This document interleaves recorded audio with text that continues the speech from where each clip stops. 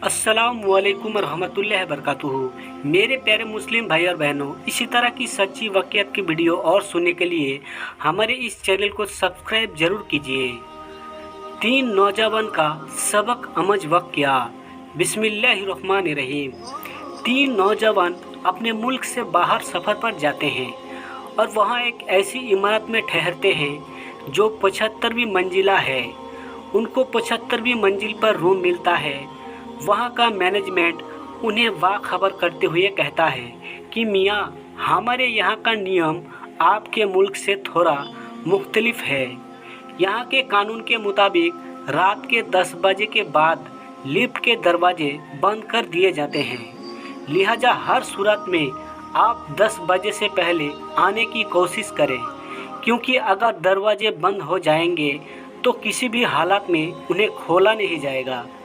पहले दिन वह तीनों सैर सपाटे के लिए निकलते हैं और रात 10 बजे से पहले वापस लौट आते हैं। दूसरे दिन उन्हें देर हो जाती है और 10 बजे पर उस इमारत में दाखिल होते हैं।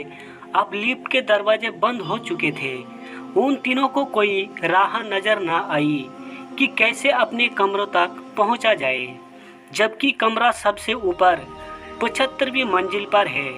काफ़ी सोचने विचारने के बाद उन तीनों ने फैसला किया कि सीढ़ियों के अलावा कोई और रास्ता नहीं, अब मजबूरी थी। उनमें से एक ने कहा कि मेरे पास एक आइडिया है।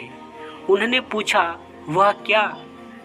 उसने कहा, ऐसी चढ़ते हुए सब थक जाएंगे, तो ऐसा करते हैं कि इस तवील रास्ते में हम बारी बारी एक दूसरे के किस्से सुनाते हुए चलते हैं। 25 फ्लोर तक मैं कुछ किस्से सुना लूँगा, उसके बाद बाकी 25 फ्लोर पर दूसरा साथी फिर से सुनाएगा और फिर तीसरा साथी। इस तरह हमें थकावट का ज़्यादा एहसास नहीं होगा और रास्ता भी कट जाएगा। पहले दोस्त ने कहा, मैं तुम्हें हंसी मजाक और तकरी के किस्से सुनाता, जिससे तुम सब एंजॉय करोगे। अब तीनों हंसी मजाक करते हुए चलते रहे। अब 25वीं मंजिल आ गई तो दूसरे साथी ने कहा कि अब मैं तुम्हें किस्से सुनाता हूँ, लेकिन यह किस्से संजीदा और हकीकत होंगे। तीनों इस पर मुत्तफिक हो गए। 25 मंजिल तक वह संजीदा और की किस्से सुनते रहे और चलते रहे। इस तरह 50वीं मंजिला गई तो तीसरे साथी ने कहा कि मैं अब तुम लोगों को कुछ गमगीन और दुख भरे किस्से सुनाता हूँ।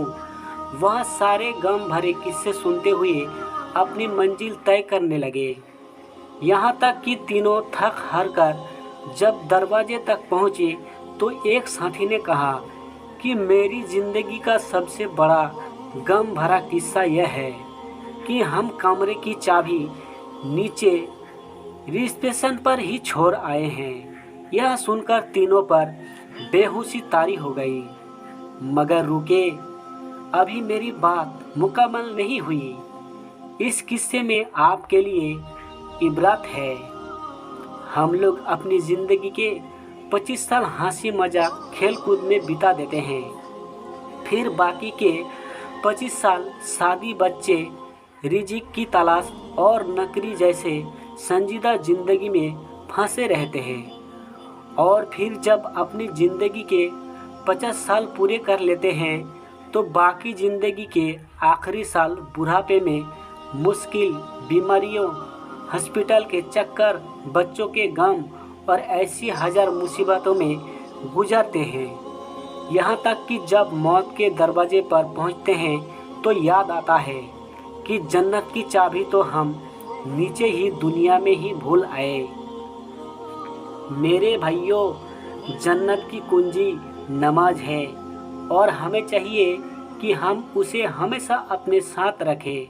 कहीं ऐसा ना हो कि हम और आप आखिरी मंजिल पर पहुँचे तो पता चले कि हम कुंजी को लाना ही भूल गए। मेरे प्यारे मुस्लिम भैया बहनों, अगर आपको हमारी ये कहानी अच्छी लगी हो तो लाइक करें और ज़्यादा से ज़्यादा शेयर करें। मिलते हैं किसी दूसरी और कहानी में। तब तक के लिए इजाज़त दें। शुक्रिया।